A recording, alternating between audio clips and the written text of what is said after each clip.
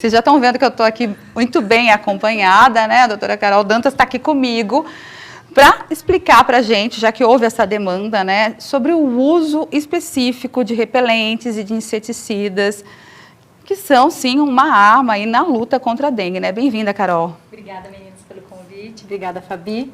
Vamos lá, vamos responder essas perguntas do pessoal. Bom, nem sempre, né, a gente consegue usar o melhor produto ou fazer o uso da melhor maneira. Se a gente pudesse escolher, daria para apontar assim, olha, faça uso desse ou faça uso daquele. Tem como apontar um melhor princípio? Então, na verdade, o que acontece? Então, a gente tem, como eu conversei com você nos bastidores, a gente tem muitas literatura, né? Mas a gente consegue dizer de 3 produtos base, que é o IR3535, o DEET e a icaridina. E se você me perguntasse se eu pudesse escolher, a gente usaria a icaridina para todo mundo. Certo, que na verdade tem uma durabilidade um pouquinho muito maior. Muito maior. É uma agressão menor, talvez, à pele. Aliás, né, nós recebemos aqui nas nossas redes sociais, eu recebi no Instagram perguntas a respeito de repelente e alergia.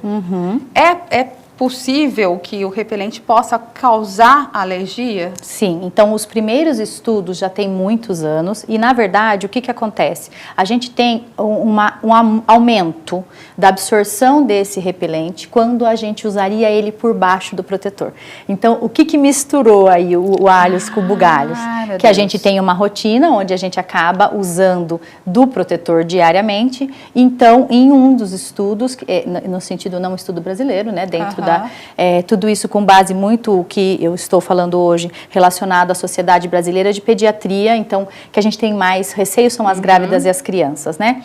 Então, a partir de um estudo de 2004, onde em ratos a gente percebeu a maior absorção do problema relacionado à intoxicação, não só a alergia, desses repelentes, relacionados de quando você usava eles por baixo do protetor. Então, 2 dicas hoje. A primeira, se possível, sempre icaridina. E a segunda, se possível, lembrar sempre que o repelente é depois o uso do protetor solar. É, aquela dica, né, que a gente segue para a vida, né? Plante uma árvore, escreva um livro, use protetor solar, segue, entendeu? Aí na sequência vem o próximo, né? Use protetor solar, na sequência o repelente. Use o repelente. Então, ok, essa tá valendo.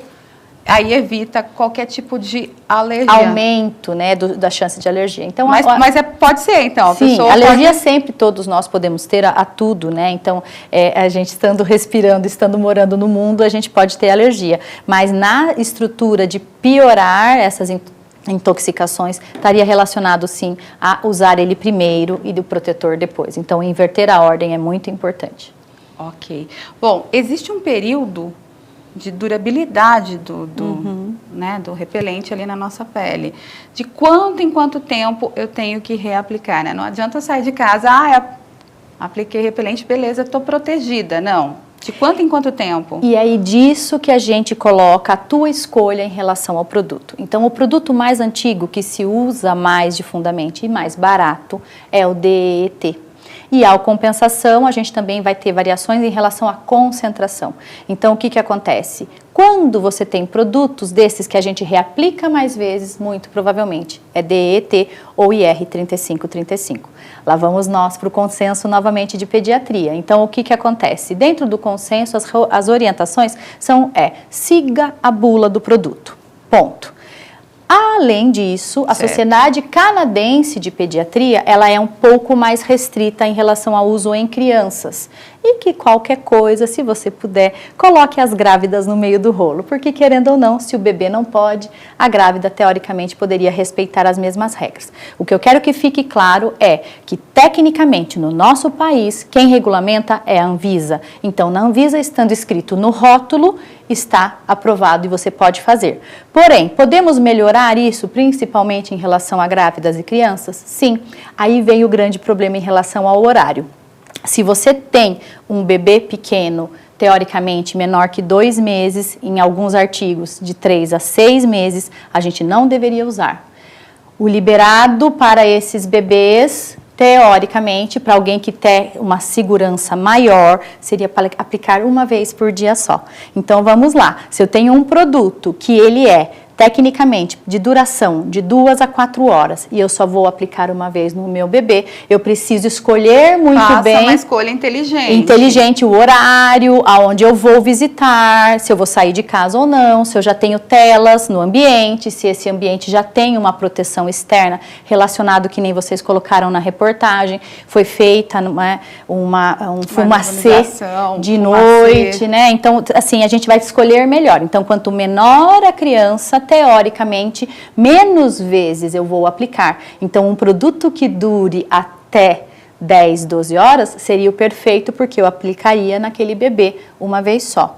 Em relação a custo, é óbvio que esses que têm uma duração maior também têm um custo maior. Então, querendo ou não, faça a tua continha aí da parte caseira, né? O que cabe no orçamento, né, também, e faremos o custo-benefício. Os maiorzinhos, né? Ou os bem maiores, com 12 anos, por exemplo, já se recomenda pela essa mesma sociedade canadense que a gente possa aplicar neles até 3 vezes por dia. Então, daí qualquer coisa, eu pego esse meu dinheirinho, gasto maior, no sentido de intenção de usar apenas uma vez com o bebê, e uso esse que pode ser aplicado 2, 3 vezes por dia, que é mais barato, e aplico na criança maior.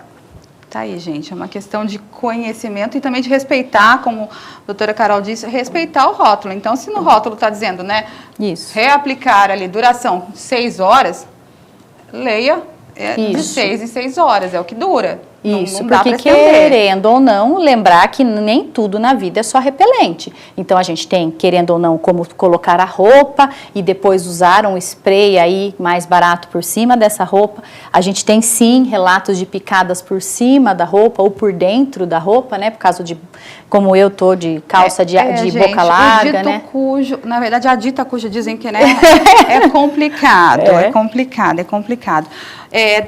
Nós mencionamos que falaríamos sobre repelentes, sobre dengue, e estava saindo hoje de casa e recebi uma pergunta a respeito de inseticida e queimadura.